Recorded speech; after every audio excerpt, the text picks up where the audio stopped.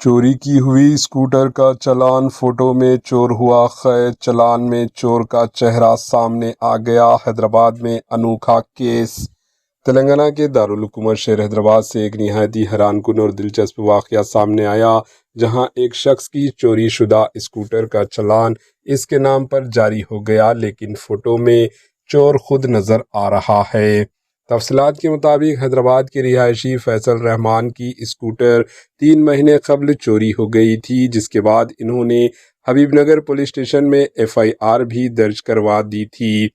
تاہم چند مہینے بعد انہیں ٹریفک پولیس کی جانب سے ایک چالان موصول ہوا، جو اسی چوری شدہ اسکوٹر کے نام پر جاری کیا گیا تھا۔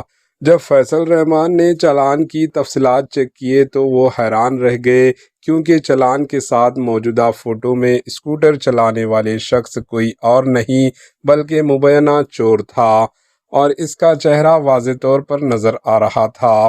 فیصل رحمان نے اس واقعے کی video social media platform Twitter X پر شیئر کیا اور حیدرآباد ٹریفک پولیس اور سٹی پولیس سے اپیل کی کہ اس معاملے کی فوری تحقیقات کی جائے۔ یہ پوسٹ دیکھتے ہی دیکھتے وائرل ہو گئی اور لاکھوں افراد کی توجہ حاصل کر لی۔ اب سوال یہ پیدا ہوتا ہے کہ جب گاڑی کی چوری کی رپورٹ پہلے ہی درج ہو چکی تھی تو پھر چالان کیسے جاری ہوا، اور کیا پولیس اس فوٹو کی مدد سے چور تک پہنچ پائے گی یا نہیں؟ کامنٹ کے ذریعے ضرور بتائیں۔ عوام اب پولیس کے اگلے اقدام کا بے صبری سے انتظار کر رہی ہے۔ Bureau report, AHN news.